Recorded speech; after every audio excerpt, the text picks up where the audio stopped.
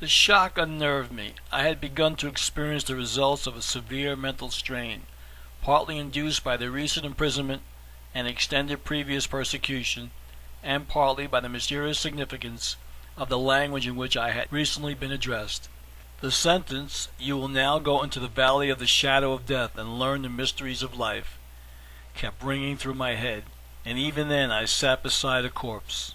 After this discovery I remained for a time in a semi-stupor, in a state of profound dejection.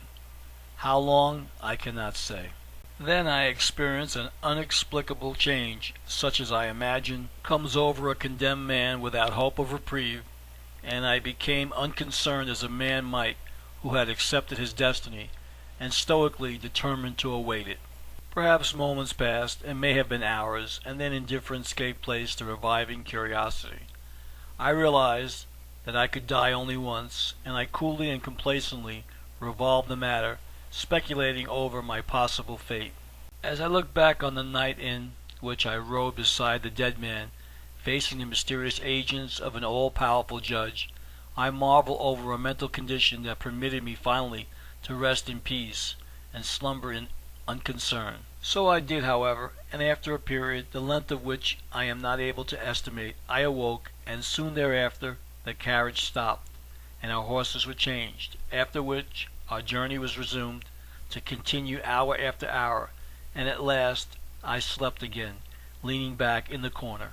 Suddenly I was violently shaken from slumber and commanded to alight.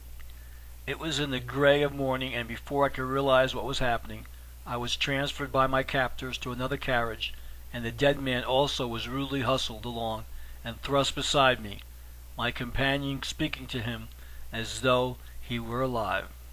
Indeed, as I look back on these maneuvers, I perceive that, to all appearances, I was one of the abducting party, and our actions were really such as to induce an observer to believe that this dead man was an obstinate prisoner, and myself one of his official guards. The drivers of the carriages seemed to give us no attention, but they sat upright and unconcerned, and certainly neither of them interested himself in our transfer. The second carriage, like that other previously described, was securely closed, and our journey was continued. The darkness was of a dungeon. It may have been days. I could not tell anything about the passage of time. On and on we rode. Occasionally food and drink were handed in, but my captors held to their course, and at last I was taken from the vehicle and transferred to a blockhouse.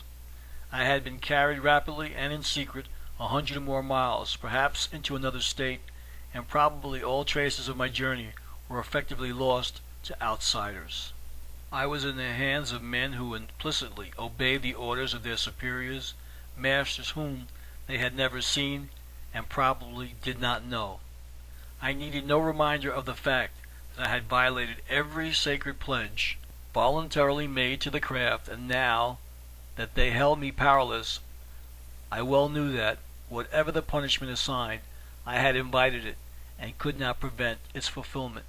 Then it would be severe, I realized, that it would not be in accordance with ordinary human law. I accepted. Had I not in secret in my little room in that obscure stone tavern engrossed on paper the mystic sentences that never before had been penned and were unknown excepting to persons initiated into our sacred mysteries? Had I not previously, in the most solemn manner, before these words had been imparted to my keeping, sworn to keep them inviolate and secret? And had I not deliberately broken that sacred vow and scattered the hoarded sentences broadcast? My part as a brother in this fraternal organization was that of the holder only of property that belonged to no man, that had been handed from one to another through the ages, sacredly cherished and faithfully protected by men of many tongues, always considered a trust. A charge of honor never before betrayed. My crime was deep and dark, I shuddered. Come what may, I mused, reflecting over my perfidy. I am ready for the penalty, and my fate is deserved. It cannot but be a righteous one. The words of the occupant of the carriage occurred to me again and again. That one sentence kept ringing in my brain. I could not dismiss it. You have been tried, convicted, and we are of those appointed to carry out the sentence of the judges. The black silence of my lonely cell beat against me. I could feel the absence of sound. I could feel the dismal weight of nothingness, and in my solitude and distraction, I cried out in anguish to the invisible judge, "I am ready for my sentence, whether it be death or imprisonment for life." And still the further words of the occupant of the carriage passed through my mind, "You will now go into the valley of the shadow of death, and will learn the mysteries of life." Then I slept to awake and sleep again. I kept no note of time. It may have been days or weeks, so far as my record could determine. An attendant came at intervals to minister to my wants, always masked completely, ever silent. That I was not entirely separated from mankind, however, I felt assured, for occasionally sounds of voices came to me from without.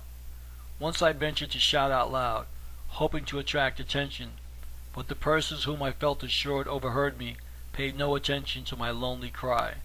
At last, one night, my door opened abruptly, and 3 men entered.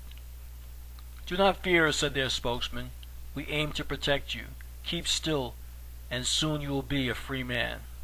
I consented quietly to accompany them, for to refuse would have been in vain, and I was conducted to a boat, which I found containing a corpse, the one I had journeyed with, I suppose, and embarking, we were silently rowed to the middle of the river, our course being diagonally from the shore, and the dead man was thrown overboard.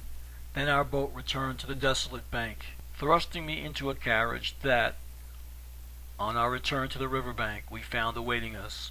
My captors gave a signal, and I was driven away in the darkness, as silently as before, and our journey was continued, I believe, for fully 2 days. I was again confined in another log cabin, with but one door and destitute of windows. My attendants were masked. They neither spoke to me, as they day after day supplied my wants, nor did they give me the least information of any subject, until at last I abandoned all hope of ever gaining my liberty.